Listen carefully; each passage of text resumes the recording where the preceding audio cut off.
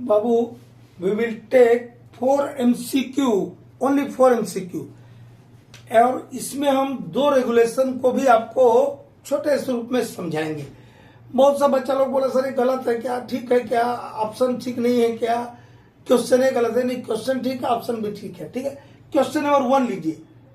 ये regulation 182 precautions to be taken in safety lamp room, वहां से लिया हुआ क्वेश्चन है।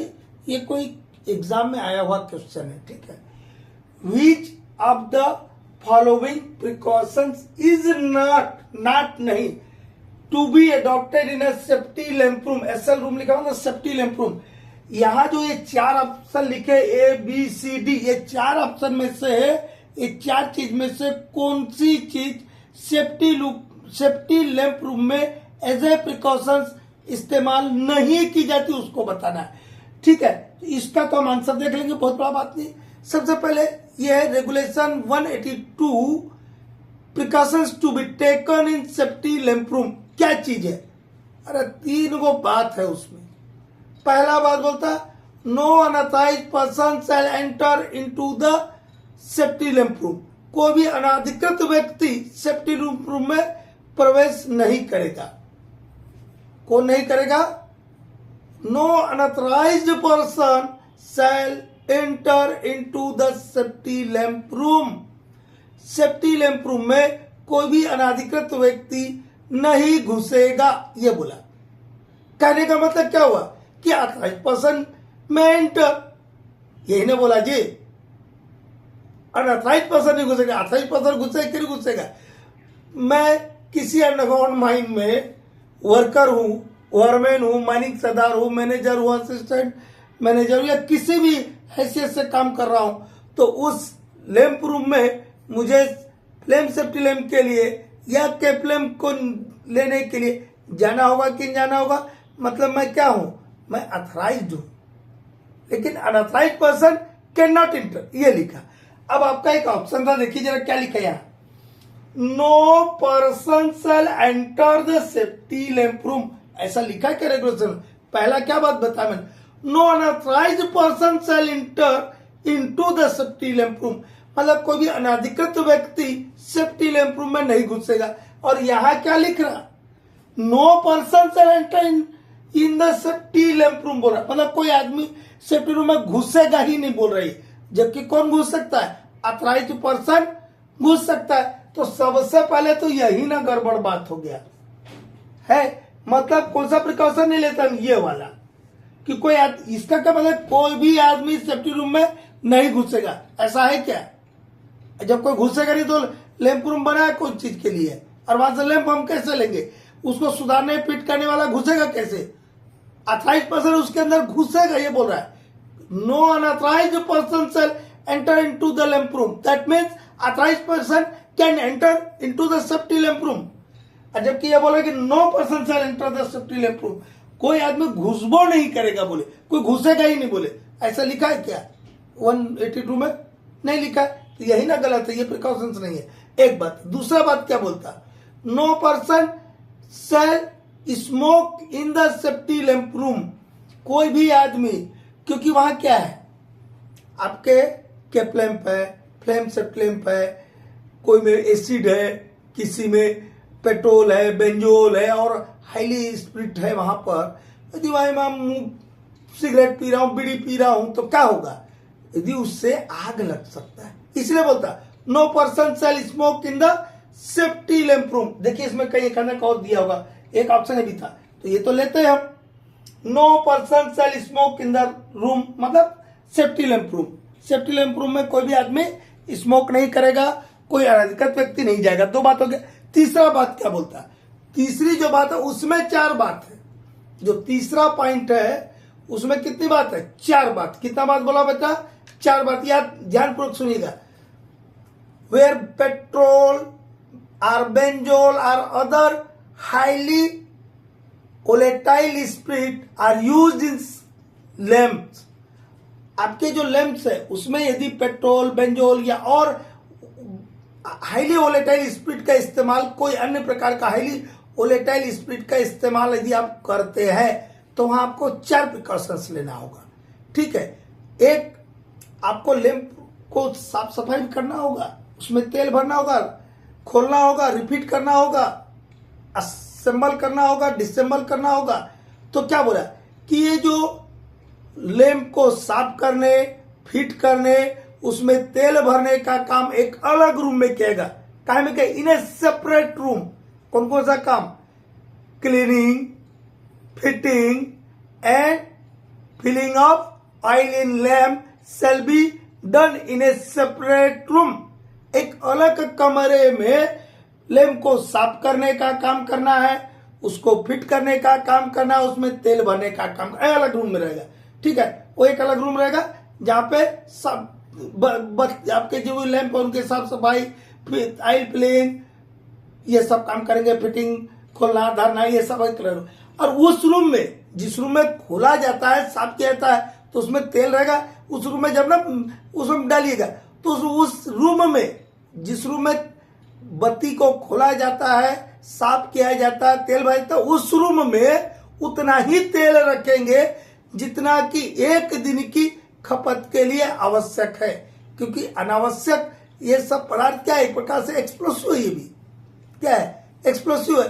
कहीं थोड़ा सा बीड़ी, माचिस, सिगरेट, कहीं का चिंगारी मिल गया, इलेक्ट्रिकल स्पार्किंग हो गया, वहां पे तेल रखा है, हाईली वोलेटाइल स्पिरिट है, फटाक से अंगार लग जाएगा, एक्सप्लोजन हो जाएगा उसमें, अब पूरा रूम 1 मिनट में देखते देखते खत्म है। इसलिए क्या बोलता है कि उसमें उतना, उस रूम में उतना ही तेल रखेंगे जितना जरूरत का हो।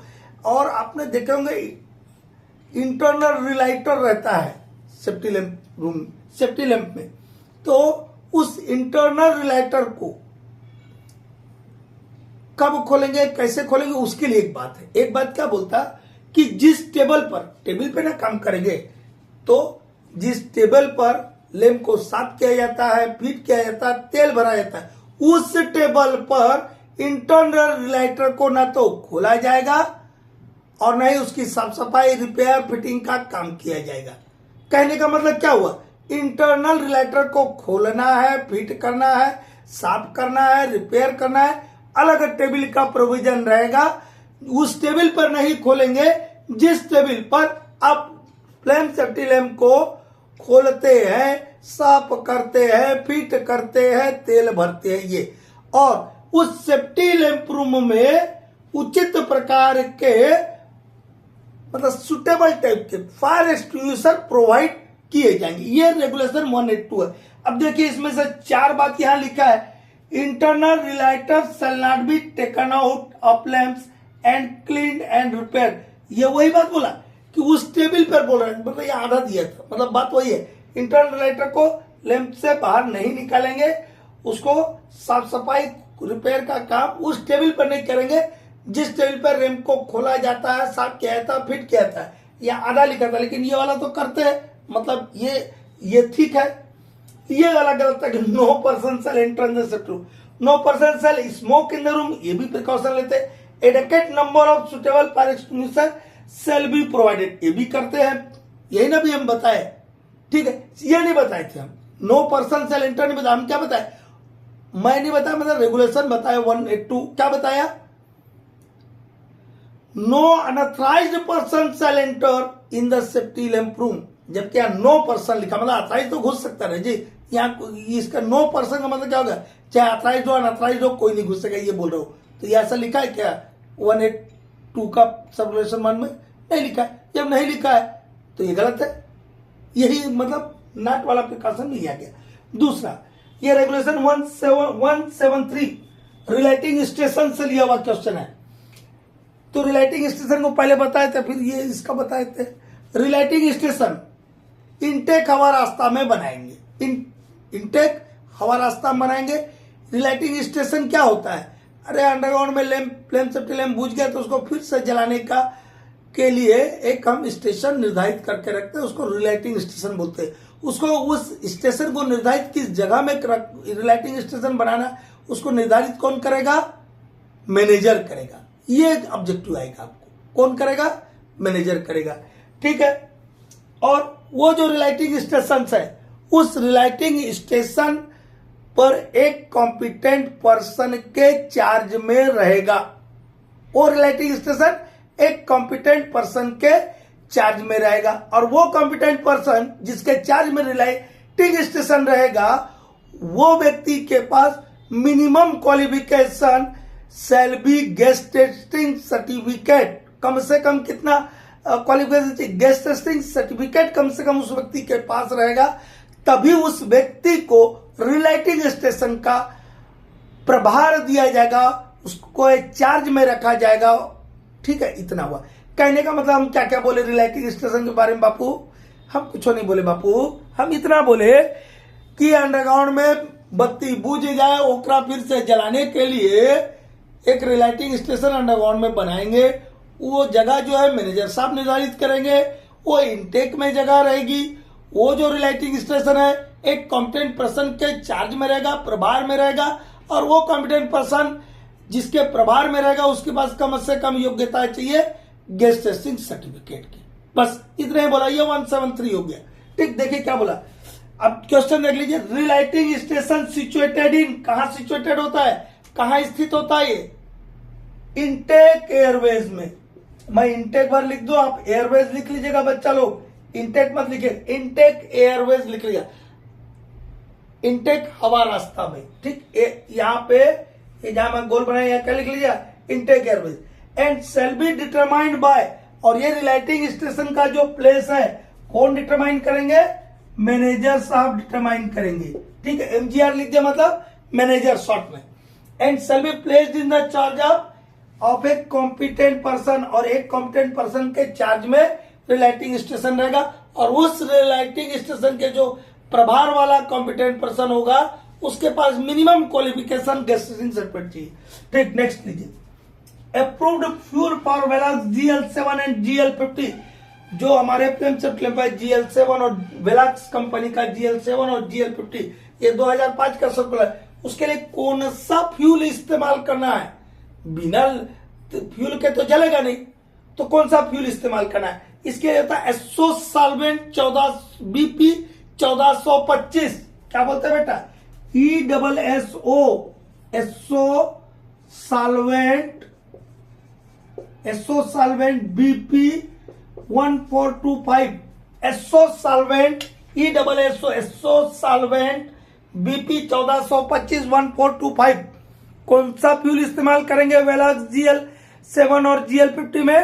SO solvent BP 1425 1425 are its equivalent spirit are motor spirit. Motor spirit मतलब बेंजो पेट्रोल, या जिसको गैसोलीन भी बोलते हैं। पेट्रोल का और टेक्निकल नाम क्या है? Gasoline. Gasoline, motor spirit, petrol एक ही बात होता है। ठीक, इतना हो गया, खत्म बात। केप्लम पीस, केप्लम क्या है? इसी का में आंसर करवा लिया था बेटा। हाँ, बच्चा लोग बड़ा परेशान। हम सेफ्टी फीचर्स ऑफ केप्लम करके CIL रिक्रूटमेंट प्लेलिस्ट में वीडियो भेजा, फिर भी एक बार बोल दिया कि इसको ले रहे थे, तो इसका भी नाम याद आ गया दिमाग में, तो लिख दिया, जगह भी नहीं था नीचे में।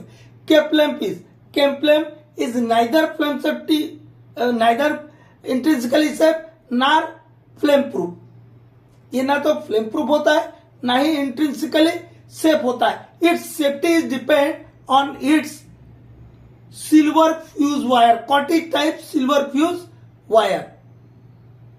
ठीक है, और उसको वहां पे हमने लंबा चौड़ा बताया, देख लीजिएगा। कभी भी याद रखिए, गड़बड़ मत कीजिएगा। केप्लम ना तो इंट्रिंसिकली सेफ है ना ही फ्लेम प्रूफ है। ठीक है, इतना देखिएगा।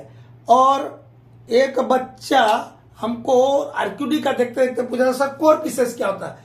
बेटा, हम जो अंडरग्राउंड में ड्रिलिंग करते हैं या ओपन कास्ट में ड्रिलिंग करते हैं, तो हमको यहाँ सिर्फ होल बनाना है। हम क्या करते हैं, जो हम कटिंग करते हैं, रॉक्स का कटिंग या कोल का कटिंग करते हैं, उसका कटिंग निकलता है बाहर में, डस्ट निकलता है, उसको काटेंगे धूल पैदा हुआ ना, वो बाहर निकाल देते हैं। ठीक है, लेकिन हमको आरक्यूडी डिटरमाइन करना होता है, तो कोर सैंपलिंग करना होता है। कोर सैंपलिंग के लिए अलग ड्रिल रॉड आता है, उसमें वो हॉलो ड्रिल रॉड होता है, उसमें उसको जब रॉक्स को काटा तो वो सिलेंड्रिकल आकार का कोर, ये पेन के आकार का रॉक कट के बाहर निकलते जाएगा। ठीक है, वो कोर पीसेस होगा। कोर ड्रिलिंग होता है, वो उसके लिए अलग ड्रिल रॉड इस्तेमाल होता है। हम जो यहाँ यूज करते ब्लास्टिंग पर्पज से वो दूसरा होता है। ये हुआ। इसके अलावा एक बच्चा और पूछा, वो भी सुन लीजिए, कि सर ओपन कास्ट माइंस में फ्लेम प्रूफ एपरेटस काहे नहीं इस्तेमाल करेंगे। मैं बोला मत करना, नहीं तो विजिलेंस पकड़ लेगा तो नौकरी चल जाएगा। ठीक है, तो सबसे पहली बात कि फ्लेम प्रूफ या इंट्रिंसिकली सेफ या इनके सेफ्टी टाइप ई कहाँ इस्तेमाल करते हैं? अरे वहां करते हैं बचवा जहां इनफ्लेमेबल गैस होगा। ओपन कास्ट में इनफ्लेमेबल गैस रहता है क्या? रहेगा नहीं तो काले करेंगे। दूसरी बात इनको बता रहे, वो जो बच्चा को समझा देता हूं, जो गैप होता है, अब फ्लेंजेस रहता है इंट्रिंसिकल, उनके बीच में एक मिनिमम गैप आइल के लिए अलग रहता है, एयर गैप के लिए अलग अलग गैप रहता है। वो गैप से ओपन कास्ट में क्या होगा, पानी घुस जाएगा। अरे मोटर तो मोटर ही रहेगा, स्विच तो स्विच रहेगा, चाहे अंडरग्राउंड में इस्तेमाल करे चाहे ओपन कास्ट में इस्तेमाल करे। अंदर का सिस्टम एक ही जैसा ना, सिर्फ कवर का डिफरेंस होता है।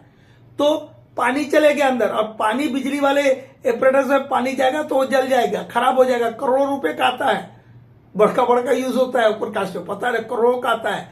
और यदि किसी को पता चल गया विजिलेंस को, तो नौकरी ले लेगा कि इसको तो अंडरग्राउंड में इस्तेमाल करना था, उसको आपने ओपन कास्ट में काहे कर दिया। ठीक है, सब के लिए नहीं करना है। जो अंडरग्राउंड में इलेक्ट्रिकल एपरेटस है जिससे गैस एक्सप्लोजन का खतरा का संभावना है अंडरग्राउंड में, वो भी स्पेशली कोल माइंस में, मेटल माइंस में नहीं, अंडरग्राउंड कोल माइंस में जहां इनफ्लेमेबल गैस पाया जाता है, एडिशनल खतरा है कोल माइंस में। तो वहां पर यदि चिंगारी मिल जाए उस इनफ्लेमेबल गैस को, तो गैस एक्सप्लोजन हो जाएगा, और gas explosion that is followed by coldest explosion, तो उसका कोल्डेस्ट एक्सप्लोजन भी हो जाएगा। ठीक है ना, तो उससे बचने के लिए हम इंट्रिंसिकली सेफ एपरेटस का इस्तेमाल करते, इलेक्ट्रिकल टाइप का फ्लेम प्रूफ एपरेटस इस्तेमाल करते। और अभी एक नया कॉन्सेप्ट आया है इनके सेफ्टी टाइप ई का, और ये तीनों को मेरे CEA 2010 central electricity authority regulation 2010 वाले प्लेलिस्ट में सबको समझाया है। तो अब समझ जाइए कि इनके सेफ्टी टाइप ई, चाहे आपका इंट्रिंसिकली सेफ या फ्लेम प्रूफ एपरेटस का हम इस्तेमाल काहे क्यों करते हैं? जो अंडरग्राउंड कोल माइंस है वहां जो इनफ्लेमेबल गैस होता है उससे बचाव के लिए, उससे जो हजार्ड पैदा होगा एक्सप्लोजन का, उस एक्सप्लोजन के हजार्ड से बचने के लिए हम इस टाइप के सेफ्टी फीचर्स हमारे इलेक्ट्रिकल एपरेटस में डाल देते हैं, ताकि एक्सप्लोजन की संभावना को जीरो कर दिया जाए, नील कर दिया जाए, और हम सेफ रहेंगे। यदि गैस भी रहेगा तो स्पार्किंग नहीं पैदा होगा, या वो उसके अंदर गैस घुस करके उसको नहीं जला पाएगा, और यदि जला भी दिया तो उससे यदि गैस इग्नाइट भी हो गया तो क्या होगा, वो इतना कूल करके बाहर भेजेगा उसके प्रोडक्ट को कि वो बाहरी एटमॉस्फेयर में इनफ्लेमेबल गैस है उसमें आग नहीं लगा पाएगा। तो कुछ चीजों को यहाँ सोच लिया करो, उसके बाद रिएक्ट किया कीजिए। मुझे लगता है माइनिंग का स्टैंडर्ड बहुत डाउन हो गया है बेटा।